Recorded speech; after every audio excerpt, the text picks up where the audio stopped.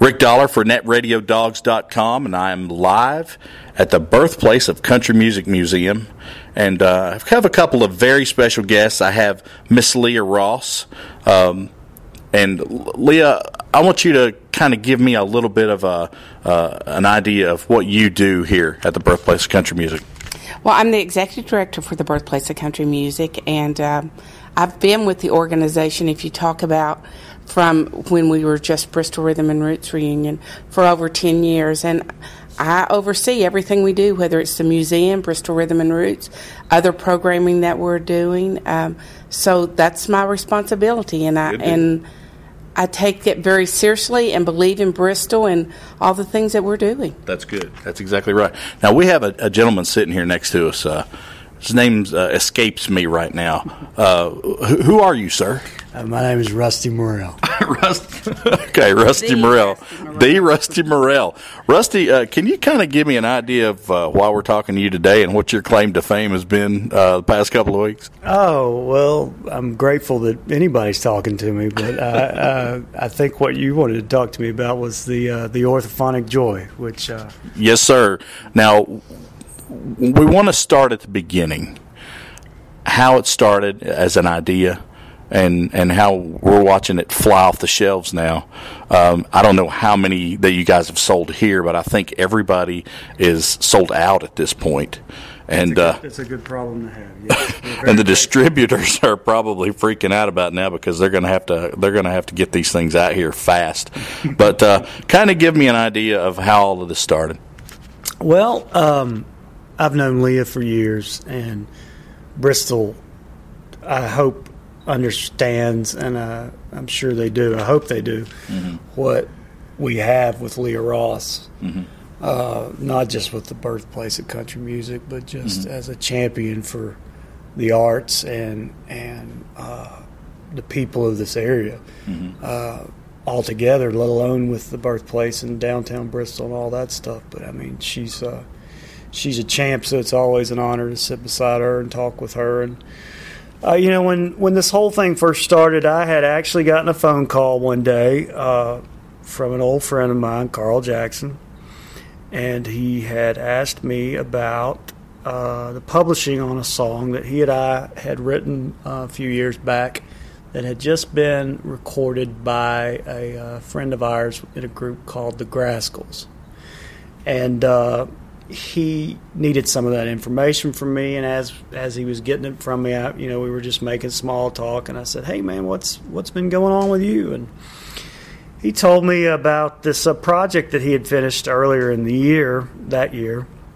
That was he had been commissioned by the Mark Twain Museum, I believe in Hannibal, Missouri, to do a spoken word record in regards to the writings of Mark Twain.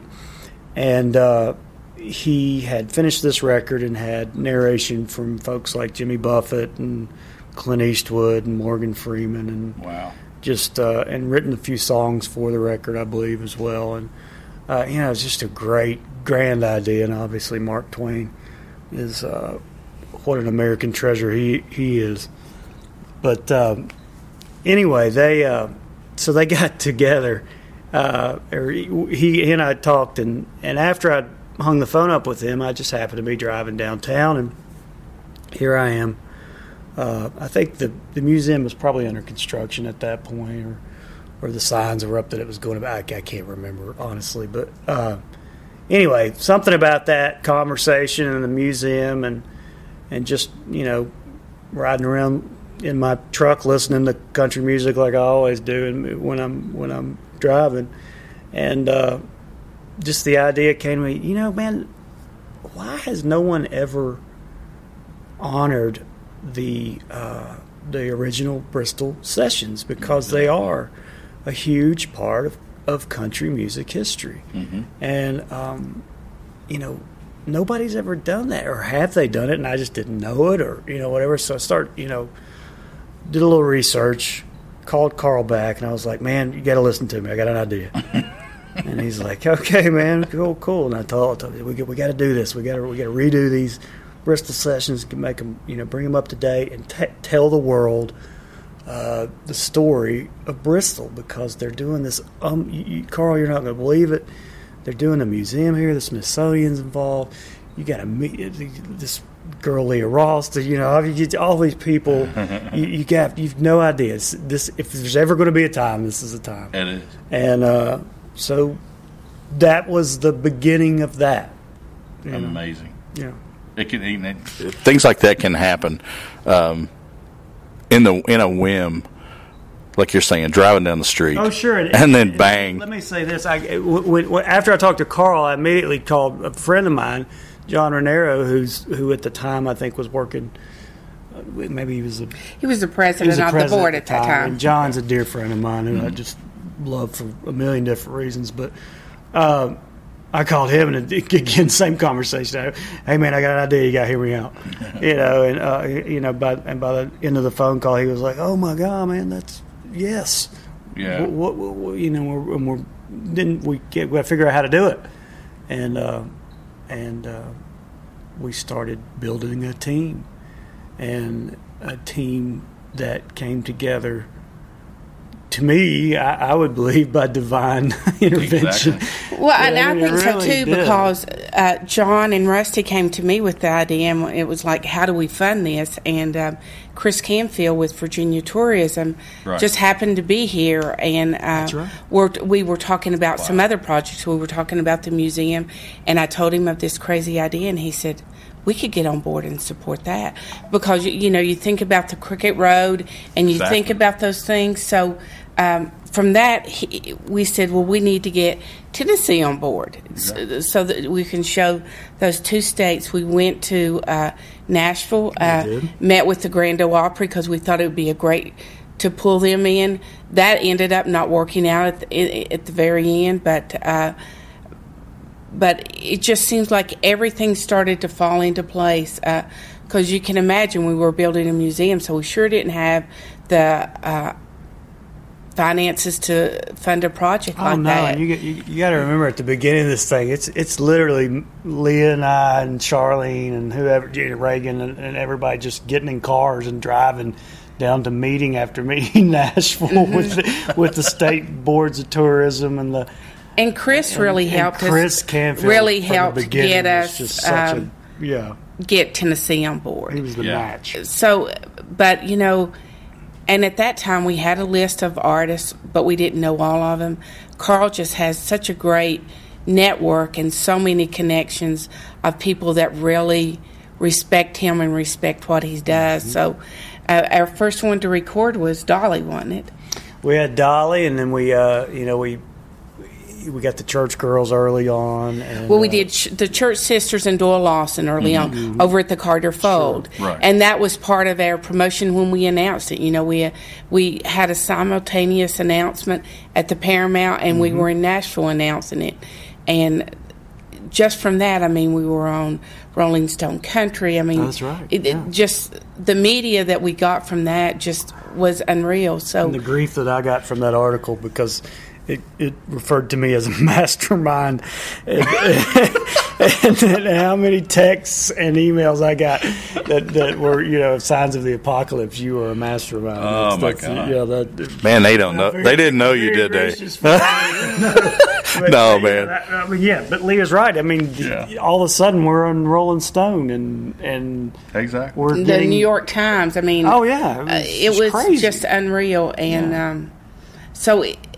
When we first started this project, it was supposed to come out in less than a year. We started it, I want to say, in like March or April or somewhere along there. It was supposed to come out in October. Mm-hmm. We didn't come out in October. Then it was January. So it's been, but part of that was, when Sony signed on to distribute it for us, we were sort of driven by their timetable. Right. But also, it's not always easy to get artists into the studio. Like Kev Moe, for example, he was someone that we'd wanted to get for quite a while, but that was one of the artists that Carl didn't have a connection with. Yeah. He'd never done anything with him, and he was in the studio talking to the guy that did a lot of the sound engineering, and he said that, and he said, well, he's a good friend of mine. You want me to call him up? And Carl said, well, would you? Yeah, and really? This is a true. He said, would you? So he calls him with Carl right there, and they were getting ready to record Ashley and Shannon Campbell. That's why he was there. They were out at Stations West Station West. Berry Hill, Tennessee, or Nashville. So they call him, and he says, "Hey, I'm just down the road. You want me to come in?" So he came in. He was 2 blocks away. Oh my God. He came in.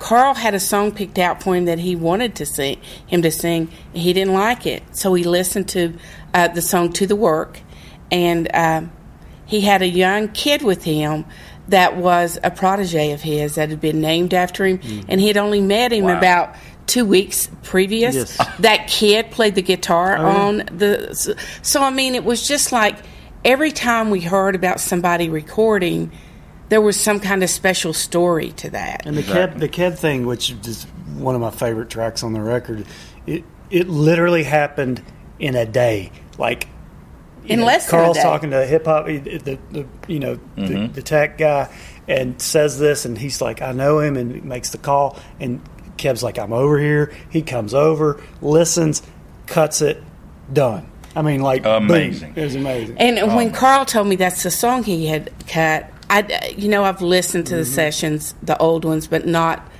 in depth, I'd say. Exactly. And so I went out there on the web and I looked for that song, and there was a lady singing it, and I went, "Wow, how could they make this song sound great?" And like Rusty, it's one of my favorite, and it brings tears to my eyes because he does it so simple. Oh, man. Yes. You know, sometimes that's all it takes. I'm not in the music business per se, but I've been friends with people that were. And it's amazing to me how they put all this together, but it's very simple to them. They hear different things than we hear. Definitely. And I think another exciting thing about the project was when we did a contest, much like Ralph Peer, we called people to submit a video or a song, and we gave them 3 choices.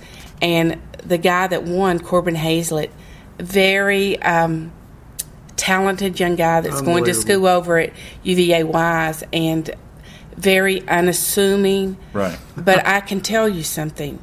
He knows the history like you would not believe. Well, his dad was a teacher, and he grew up listening to, he cut his teeth on, this stuff. Yeah. And when I say this stuff, I mean literally listen to Carter Family and Jimmy Rogers records. Wow. And this is a 21-year-old kid we're talking about who, I mean, he's the one guy in the world that it was meant to be with Corbin. And we've done a couple of showcases. We did something with Tennessee Tourism where we took some stuff to Chicago to try to promote tourism to Tennessee, and we did an Orthophonic Joy showcase, and he was the hit. I mean, he's just fun, and he's amazing. It's authentic. Yeah, it is. Yeah, I mean, there's no pretense to it. He just loves music, and he's a student of music, and he does not try to be anything but that.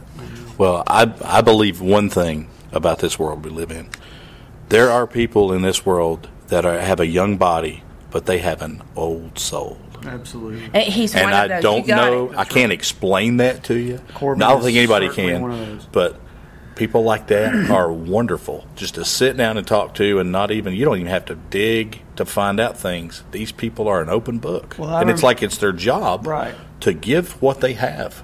Well, I remember when we were listening to the entries to the contest, and we got Corbin's, and one day or night or whatever we called, and we were both like, "Yeah, that kid that played the banjo, blah blah blah," and we were thinking, as we started talking about him, and as we got to studying and listening and narrowing down the applicants and whatnot, we were like, if this kid would have walked into Pier's studio in 1927, he would have been the biggest thing since sliced bread. He would have been a Jimmy Rogers. Yeah, he's that caliber of artist, and he's from this area generally. So I mean, that was icing on the cake. Well, it sounds to me like you guys, divine intervention, I think, was a good way to say that. Absolutely. Yeah. I think you had everything fell into place the way that it should. And it's still falling into place. Now, we're talking about you were using Sony for a distributor. How is that going right now? Where if I wanted to have this record, where could I get it? Well, we ask that you go on birthplaceofcountrymusic.org and get it from us. And if you're local, you can come to the museum store and get it. You don't have to have an admission to the museum. Walk in and buy that CD, because that's how we get the biggest reward for it. Sure. Through that. If you go on Amazon, we still get a small portion of that. And and truthfully, it is a little more economical if you go on there. Right. But it's all about keeping this museum open, doing all the things that we do, and that's one of our fundraisers. iTunes and all the formats like that. She's amazing. But we would always prefer you come here and buy it. Well, I mean, that's what we pray about. But there's many the outlets out there sure, for it. Yeah, absolutely. Well, I mean, that's a pretty good deal right there. If you can get Sony to say yes on distributing something like this. Somebody there had to believe in what you were doing just as much as you guys did. They distributed the Louvin Brothers project that Carl Jackson won, right, and won a Grammy with. So they know his work, they know its quality, they know it's respected, and whatever he puts out is going to be a hit. Carl had seen John Jackson, who was in town from Sony, who was in town. For something else, and just happened to run into him, I think, at the station inn. At the inn, he was down there listening to music or something, and just kind of shooting the breeze. And Carl tells him about this project. And he's like, because hey, he man, said, you got any projects going now? Yeah, and he's like, we own those masters, man. We own the original, record. He's like, really? He's like, yeah. He's like, I want to hear that. And so Carl was like, okay. I mean, that's how, again, to get back to the divine.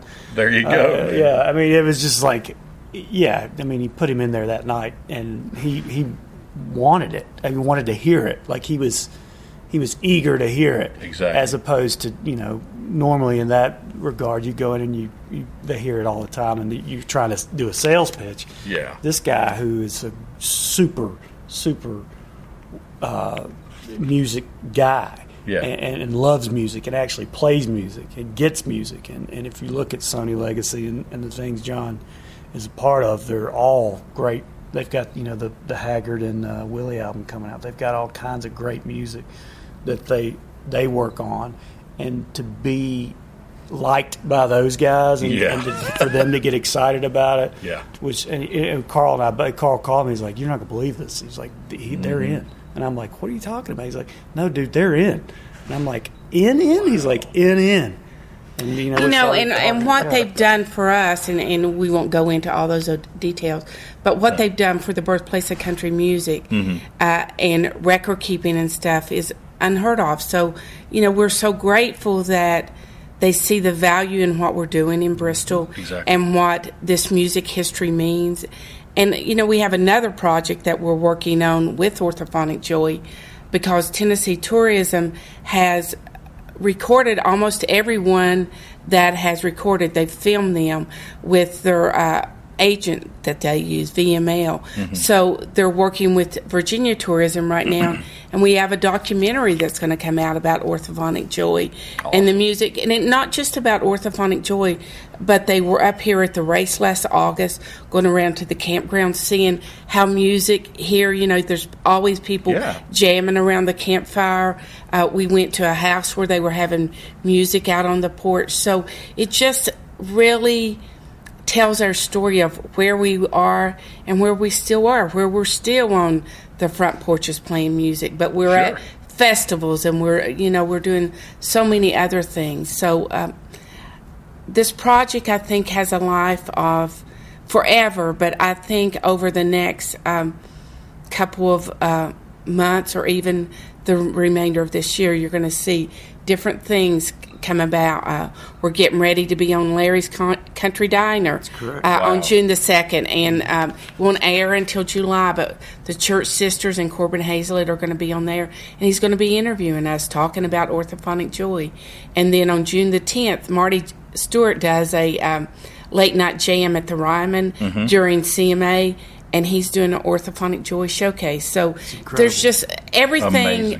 Houston Fest just did some Orthophonic Joy showcases. So I just think the life of it, and we may not see that traffic immediately, but it's going to spark that interest of, hey, I've got to go to Bristol. It will. And that was, again, when I had the idea, that it really was, when you boil it down, that was my goal from the beginning, was to tell this story, for it to get out there and for people to know that this music is, it's part of our country's history, and people don't know that unless they're from around there, or they were educated about it in other various ways. But I mean, to get that story out, I mean, I grew up here. Obviously, I have a connection here, and I grew up playing on those porches and playing in honky tonks and playing, and doing that, and to see and to be able to have a vehicle to educate people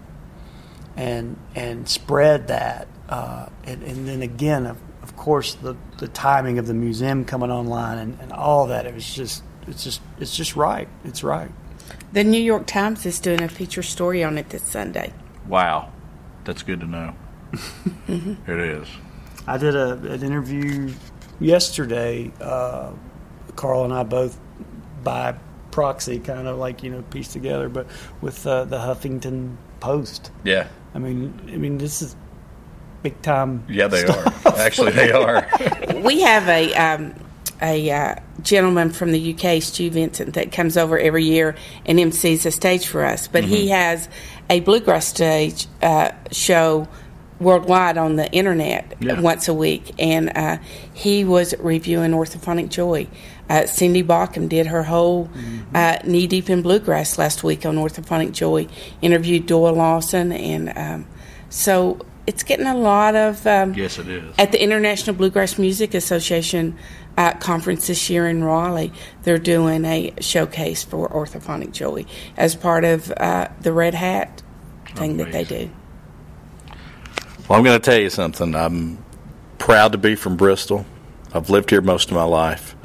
And just as a Bristolian, I'm just very proud of what's happening right now.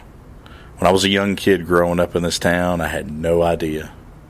I just thought it was, old Bristol. But things are changing rapidly.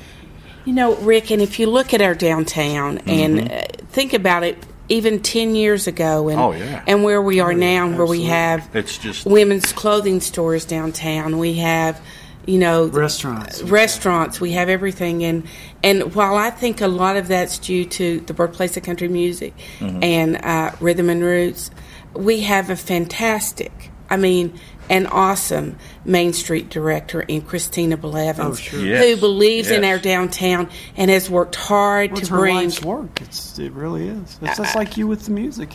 You guys have given your life to making this a better place, and that's what it's all about. And that's what this project was about for me. You guys should be very proud of everything that you do every day. What I see you guys do every day, or what I hear about, it's all positive. It's all good. And that's so unusual in today's world, Yeah. It's sort of like what we try to do in our business is put out the good stuff. We can see the bad stuff very easily because they'll put it right in front of your face. But that's not what we do. And that's not what you guys do. Well, who would have thought even 5 years ago that we would have 2 hotels coming to our downtown? Unbelievable. Right. I would have never thought that. And when I heard the announcement about the other one that's going to be sort of adjacent to where you guys are at the museum, I was shocked. I asked Marcus, I said, now, Marcus, I hope that you wrote in that contract that Leah Ross gets a room during Rhythm and Roots. The Leah Ross suite. Yeah. What color would the curtains be? Oh, probably navy. I don't know. She's not going to tell us, is she, Rusty? Who needs curtains? Oh, my gosh. Well, we ain't going to go into that right now. But I tell you what, guys, this has been really the highlight of what I do. And I appreciate both of you sitting down and talking to us. Well, I appreciate you. And I tell you, for the folks out there who listen to this wonderful thing you're doing here, go out and buy this album and listen to it. If you like country music, if you do, because the product itself is an education in in what these sessions were and what they meant and mean to country music and American music. Exactly. And Bristol is a big part of that, and we need to tell the world about it. I think of the old hymn that says, "Tell the old story." That's a story that needs to be told, and there are a lot of great. This record comes all the way from Darlene Cora talking about her wine glass in her hand to "I'm redeemed." I mean, it covers the whole gamut of life and living and loving and losing and all that stuff. I mean, and to hear Marty Stuart on that CD, unbelievable. It's unreal. They all are. But you know what we appreciate, Rick, is folks like you that give us that platform to get this message out. Absolutely. Because wherever we can find a platform, we're going to take it. Absolutely. Sure. Hey, I just like I said, it's Net Radio Dogs is a kind of a startup kind of thing for us, but it has mushroomed into a lot of good and positive things personally for us, and I can see us growing, 3-4 fold within the next year. Awesome. And you guys have been a big part of that. And Rusty, I'm glad to say now that you're part of that. Talking about divine intervention, we've had a few of those too. It seems that every time I interview somebody, I have 4 more opportunities come out of that. And that just tells me that we're doing what we need to do. Well, and I think, Rick, and I'm sure you know that there were times that we weren't proud of that music heritage. Oh, no. And I think Bristol Rhythm and Roots Reunion can take some credit for that, because our kids, you look at, we were 15 years into it. So many of our kids grew up with our festival thinking it was cool. They graduated from high school. They've gone to college. They've brought their friends back. So they're proud of it now. Exactly. So I think that's what's rewarding for us. You know what? And I think I've told you this story. I grew up here and have that love for Bristol, and grew up with a dad who was just huge in picking bluegrass music. Oh, yeah. And set up against that wall down there where the mural is with no PA system, and now we've got music, it seems like, every night in the summer.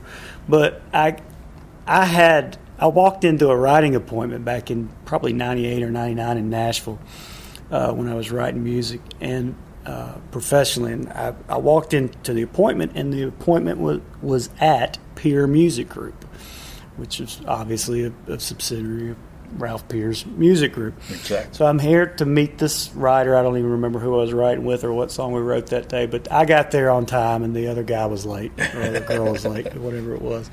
So I'm sitting there talking to the receptionist and chatting her up, just making small talk. And this is before we were all ADD with cell phones and whatever else. And I'm like, "Hey, where are you from?" And she says, "I'm from such and such place." "Where are you from?" "Oh, I'm from Bristol."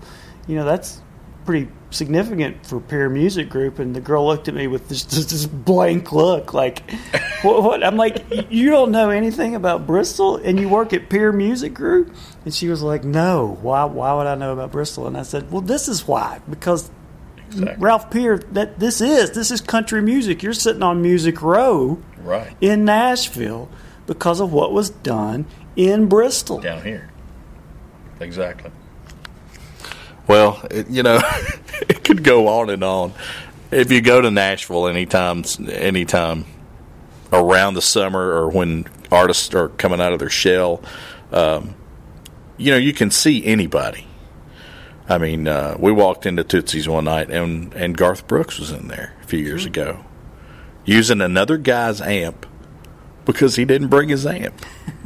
Okay? These are great people. Sure. That's why I'm so proud to see all of these great artists on this record. It's gonna fuel this even more. Because if you're a fan of Marty Stuart or Dolly Parton or Steve Martin, you're gonna listen to this. Hey, I wonder how he sounded on this. So it's I I mean, it gives me chills just to sit here and think about it sometimes. Yeah.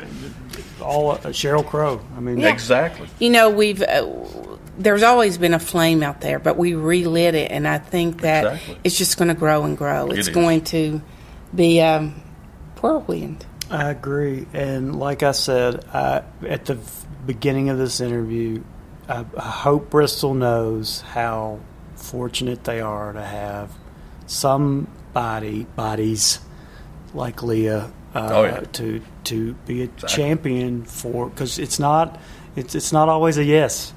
It's not always an easy gig, you know, and you don't always get the accolades and the you know, the pats on the back, but it is a rewarding and humbling and magnificent experience when I get in line at school to pick my kid up and I hear somebody's radio playing one of those songs, or my kids are singing, you know, the storms are on the ocean in the back of my car going somewhere. You know, that's incredible. That's what it's all about. That's Bristol. And you know, it's been a fun project, but when it got time for it to be released, there was probably a month, and there were 6 weeks that the day it was going to come out changed 50 times. I walked, it wasn't quite that much, but it changed at least 6 times, didn't it? We were told one day it would be this and the next day this. Yeah. And I walked into Kim Davis, my marketing director's office, and I said, I've decided we're taking Joy out of orthophonic. It's just orthophonic. No. This can't be joyful. We got the joy back last Tuesday. Oh, I think so. Yeah, we did. I think so. Sure. Well, guys, it's been a pleasure. Maybe we can do this again when the thing goes platinum or gold. Yeah, is that a deal? We need to talk about the video when it comes out too. Absolutely, yes, we do. Yeah, we'd love to do that. Yes, we do. Hey, it sounds good to me. Sounds good to us. Well, it's been a great afternoon sitting here at the Birthplace of Country Music Museum in the Performance Hall. We haven't done too much performing, but we've been doing a lot of talking. You don't want me to perform. Well, next time, I promise we're going to have Leah sing us a song. Okay? Nice. All right. All right. Rick Dollar. I'm live on location at the Birthplace of Country Music Museum with Leah Ross and Rusty Morrell. And go out and get Orthophonic Joy. I don't care where you get it, but we hope that you come to the museum and buy it first, okay? Spread the joy. That's right. Spread the joy. All right. If there's any questions that you have, you can go on the internet and look up the Birthplace of Country Music Museum .org, and a wealth of information there. If you want to, I'll go ahead and give you guys Rusty's home phone number. Not do that. No, just kidding. But thank you guys for hanging out with NetRadioDogs.com, and we're out of here.